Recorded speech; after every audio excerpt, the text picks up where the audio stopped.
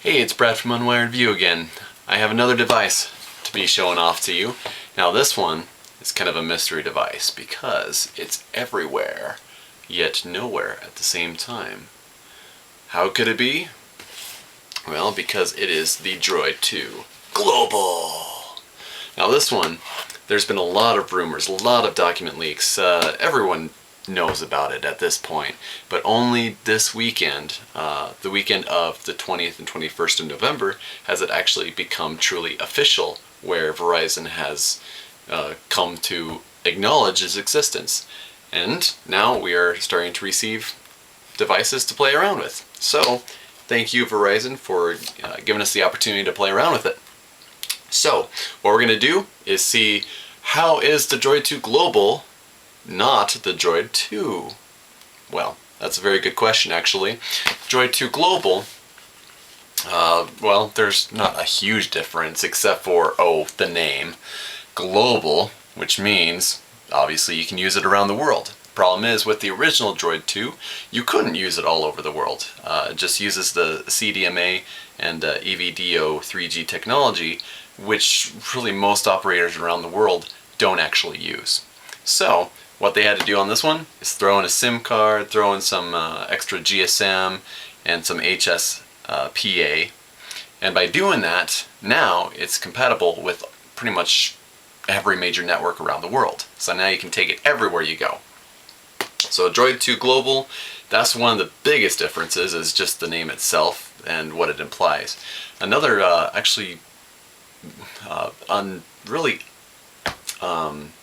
unannounced difference, but it's in there, is a 1.2 gigahertz processor instead of 1.0. Not necessarily the hugest difference on the planet, but 1.2 is actually one of the fastest processors out there right now. So, state of the art. What we're going to do now is do the unboxing. Let's go inside, see what's in there. We're going to play around with it a little bit. I'm going to move the box around like this, because that's what I do. So let's go ahead and do it.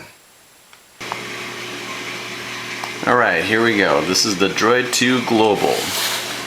Alright, standard box. Actually looks very similar to the Droid Pro box that we took a look at last week. So let's go right into the content here. So you got Motorola phone, battery, a gig micro SD card, not too shabby, pre-installed, international power adapters. So that's going to be great if you are actually using this for a global purpose. Wall charger, USB data charging cable, very nice. SIM card pre-installed. Okay, a global support kit so that you know what's going on when you go global. Product safety and warranty brochure, consumer information, reference guide, yada yada yada. Okay, alright, let's look at, we're gonna be able to play with flash on this. DLNA is another nice thing about having the Droid 2 Global. Okay, alright, the important information for hearing aid and restock fees and copyright, blah blah blah. Okay, there's the phone in all its glory. Alright, so let's dive in. Diving in. Okay, as expected, we see the phone first. Okay. Of course, we've got the full slide-out keyboard here.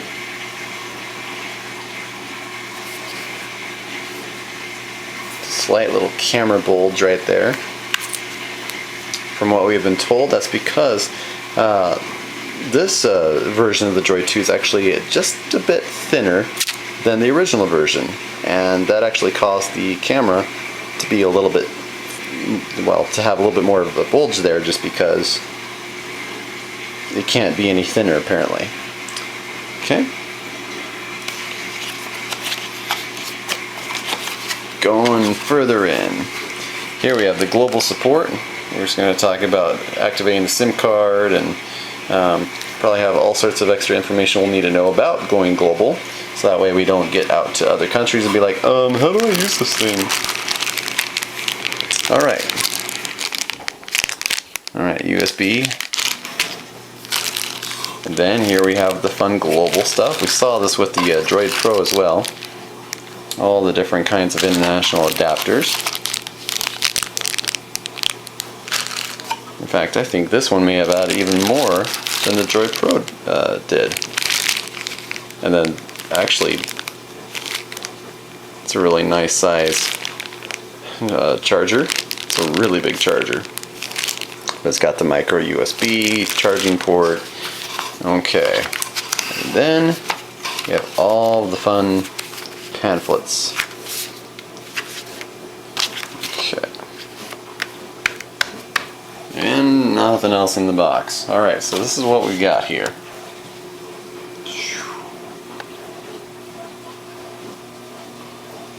Okay. Alright, so let's play around with the phone now. Okay, so just looking at the phone itself, I really find it quite interesting that they actually show us in little diagrams where everything is and what the buttons are. That's kind of neat. I like that, so you don't really have to guess. So just looking at it, we've got the USB. I mean, yeah, well, that's what the diagram tells us, right? And then we've got the camera button down here, and the volume adjust rocker going up and down there. Up in the top, we have the phone screen lock and the power button, along with the 3.5mm jack, so that way you can plug in your standard headphones. Okay. We also have the 4 navigation buttons. These are pretty much standard on every Android. And then of course, the keyboard itself. Looks actually really nice and easy to press. So frankly, it's probably going to be about the same as the original Droid 2. So if you've ever played around with that before or looked into it, then you're going to be looking at pretty much the same kind of experience with that. And then, like we were talking about before, we have the bulge in the camera there. But the rest of it is just pretty much standard. So let's go through the fun, taking apart all the plastic stuff. Get rid of that diagram there. And presto, we have a nice, gorgeous screen. Okay.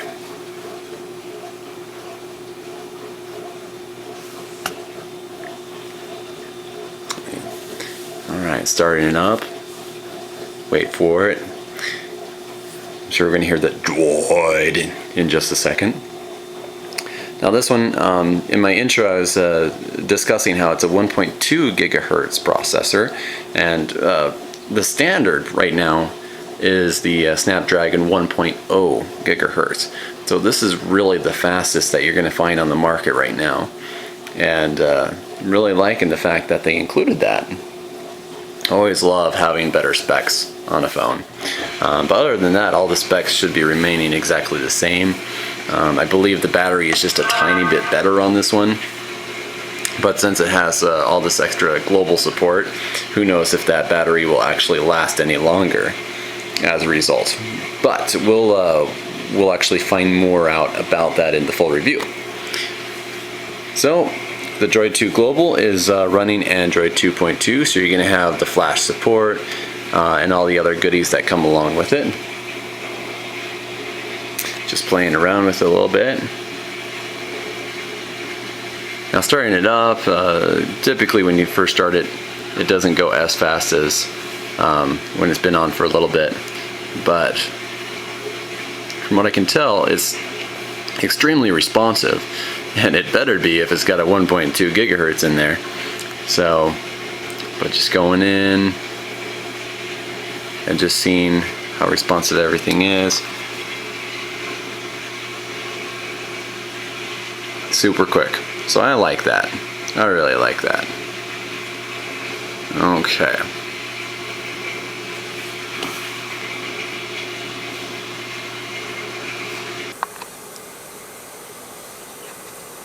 Unwiredview.com. Perfect.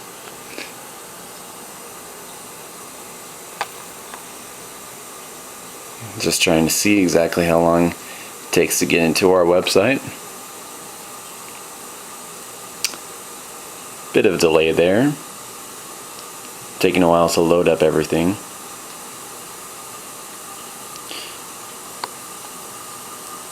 Okay, and frankly here in the States it's probably going to have about the same speed as any other Verizon phone when it comes to the browser itself. But when you go overseas and you're taking advantage of the HSDPA, it maxes out at 10.2 megabits a second.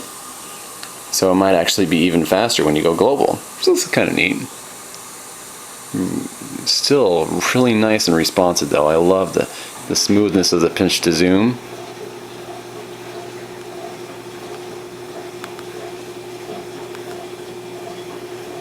Okay, so that's good. That's good. Alright, so that's a little bit about the Droid 2 Global, going with the unboxing. As always, I'm going to get my hands on this, play around with it for a little while, and then get right back with you with a full review on it.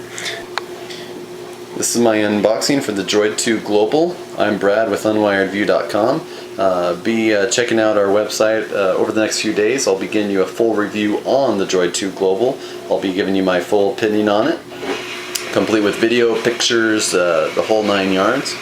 So bookmark us, keep on the lookout, and we'll definitely be updating you with all the latest information. So thanks again for watching my unboxing, and we'll see you there.